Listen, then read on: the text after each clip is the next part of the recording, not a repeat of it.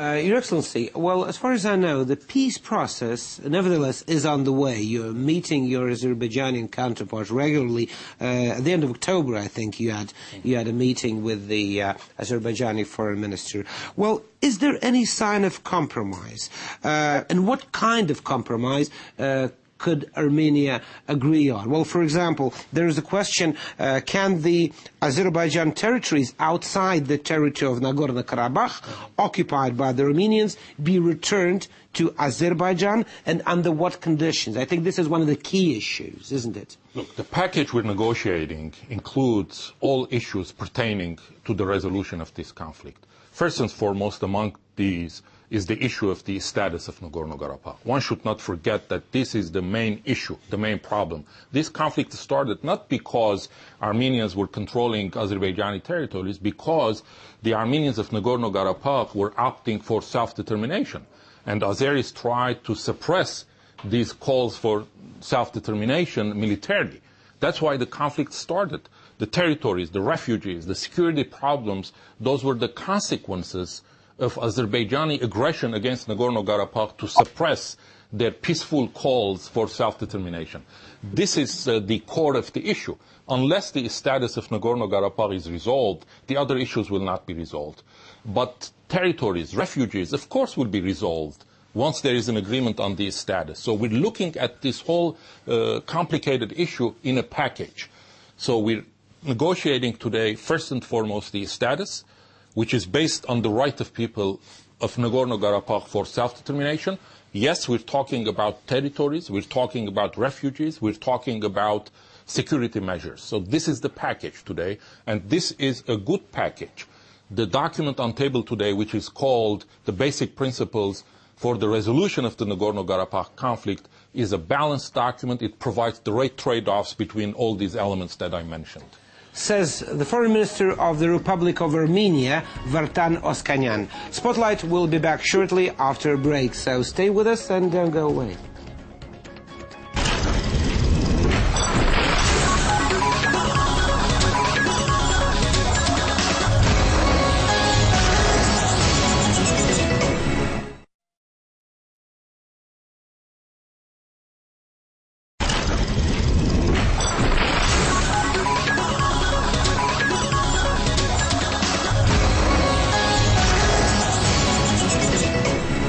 Welcome back to Spotlight. I'm Al Grinov, and just a reminder that our guest today is the Foreign Minister of Armenia, Vartan Oskanian.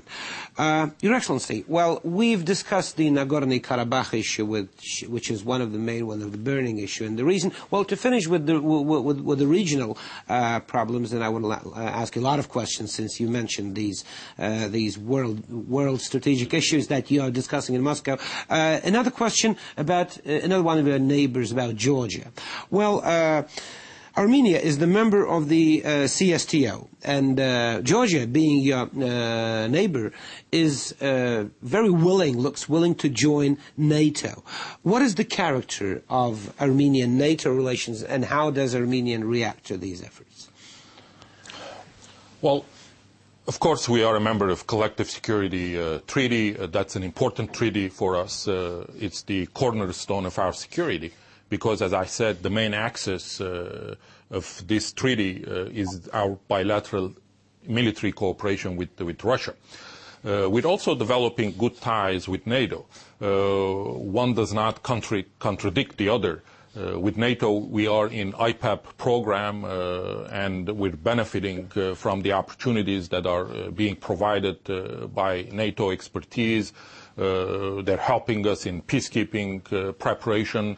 We have a political dialogue. So all this come to complement our military cooperation with Russia, and also our membership in the Collective Security Treaty organization. Our neighbor Georgia is willing, and they've made it public, to be a member of NATO.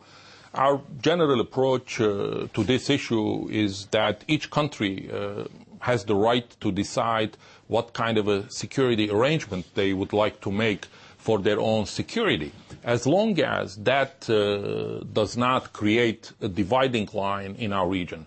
That's one thing that we need to avoid, because after all, our intention is to maintain peace and stability in our region.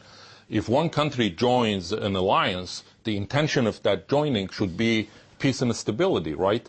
But the consequence of that joining bring dividing lines to our region that will hurt and harm that purpose. That is, we will not be able to achieve peace and stability.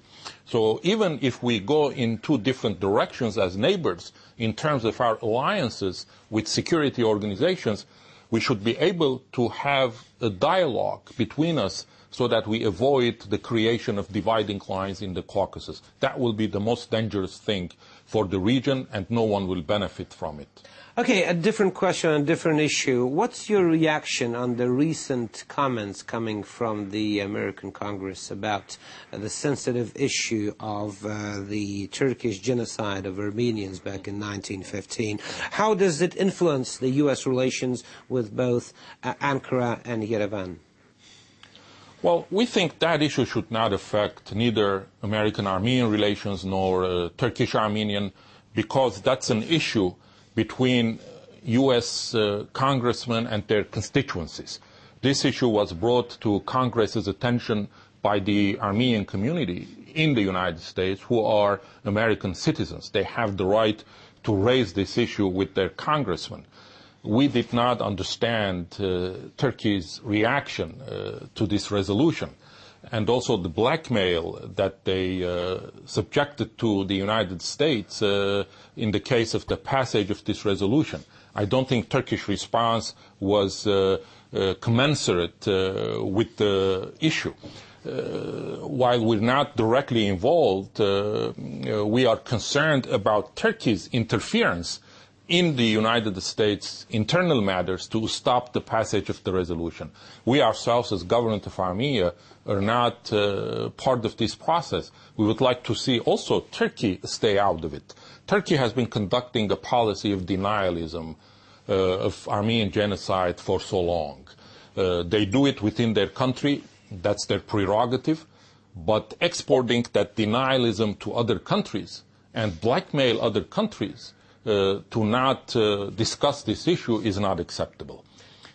Minister Oskanian, another potentially explosive matter is also the situation around another one of your neighbors, around Iran, with the U.S. administration not having ruled out the military option in relations with Iran, around Iran. What is the position of Armenia on this issue? Well, let me first say immediately that we hope that it will not come to military action, because that will be disastrous to everybody, including the United States. That's the worst of all options.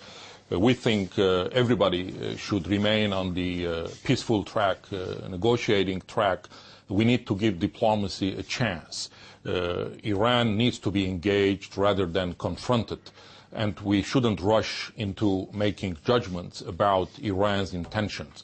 We've just seen and read and heard about CIA report about this program. But it didn't seem to change Mr. Bush's position, did it? Well, that has not. We hope they will review their policy. They will continue to consult others, EU, Russia. We need to show prudence in this, because the issue is so sensitive and so dangerous that if we rush to conclusions and engage in preemptive measures, everybody will be hurt from this. Armenia is a neighboring country of Iran. We have good relations. We have common interests. We're building a gas pipeline from Iran to Armenia.